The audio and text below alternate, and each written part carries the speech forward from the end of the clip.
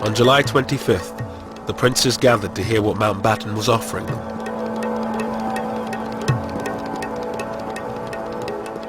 He came and stood in front on the podium, and I remember that he looked left and right while pictures were taken. It was perfect showmanship.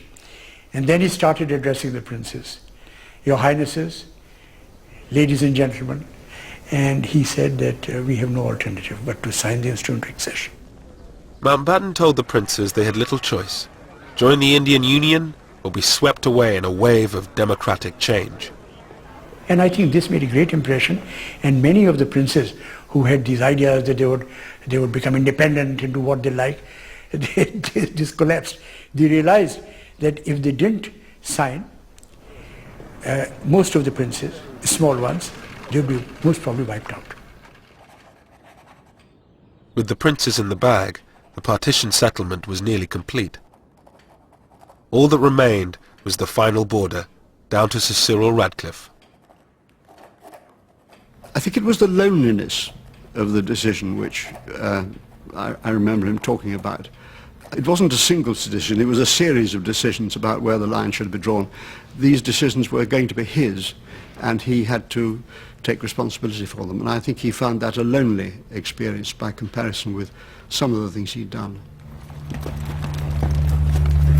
Sir Cyril had no time to see what was happening in the lands he was dissecting.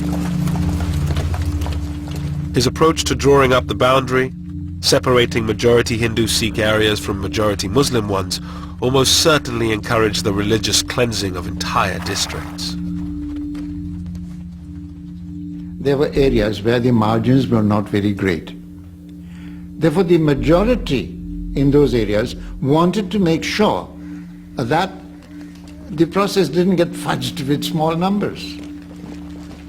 So drive the minority out, whether it is Hindu or Muslim minority, to make sure that this bit of territory doesn't slip out of your hands.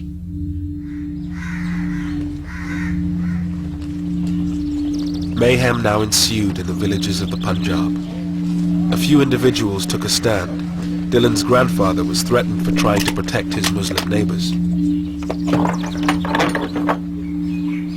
Some people had often sent messages to my grandfather that people who were going about looting and killing Muslims, they wanted to eliminate our family because we were putting an obstacle in their way.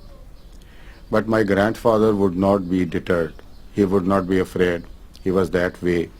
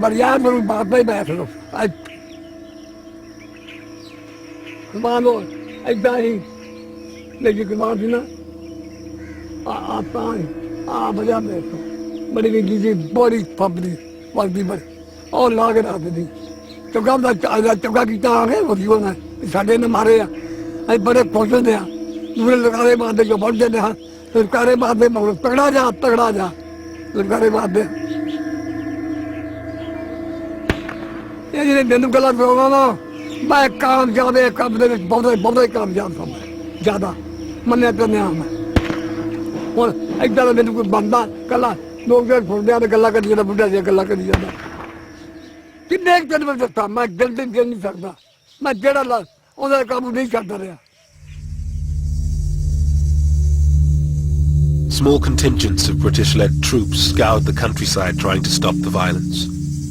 But by then, they were just too few to make a difference. One had messages coming in all the time by hand, written messages. I can remember one, it was rather a sad, pathetic note by some chap who could write a little bit of English. And he had been in the Indian Navy, And on a scrap of paper, this came in one day saying, I'm home on leave at this particular village.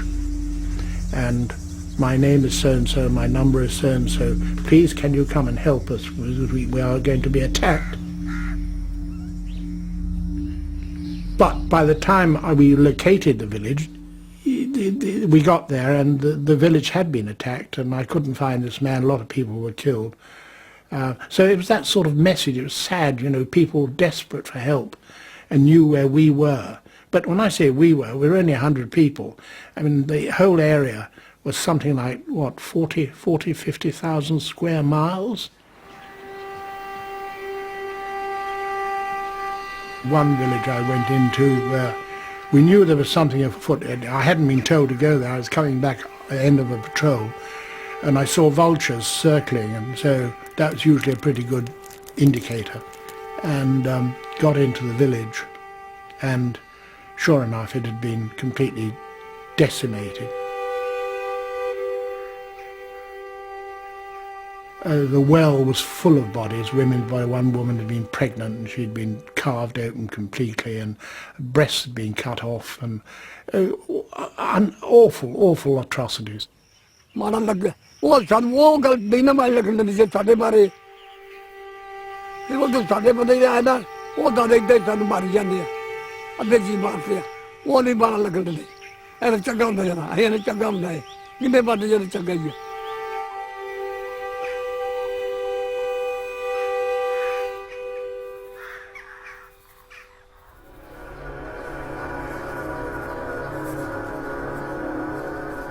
In Lahore, murder was now an everyday occurrence. With partition just 2 weeks away, rumours circulated that the city would go to Pakistan. Lahore's richer Hindus took no chances. There was tension. The Hindus started leaving much before the partition Lahore. They knew that Lahore would go to Pakistan. They started leaving the city, but they pretended that they are not leaving. They kept their drawing rooms as it was there. All the sofas and all the furniture was there. In the hearts there was a hope lingered that Lahore would be on this side.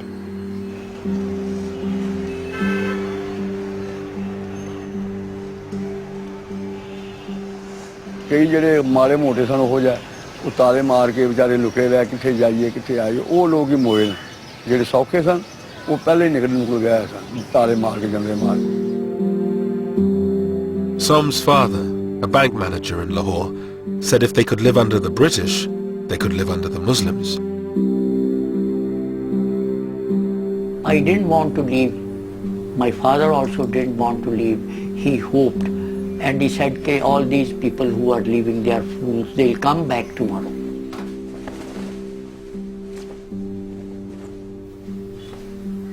But that was not true. When our neighbors started leaving one by one, he still hoped. Our closest neighbors who we had very close relationship, the Bhatiyas, when they left, my father wept that day. As thousands fled, Muslim gangs set fire to the Sikh and Hindu areas of the old city. The old Lahore, beautiful and historic, was in flames. At night when I used to sleep on the terrace, I could see the Hindu Shahalmi area burning 5 miles away.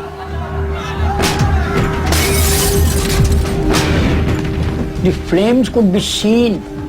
So high the flames were. Shahalmi was a thickly populated Hindu area.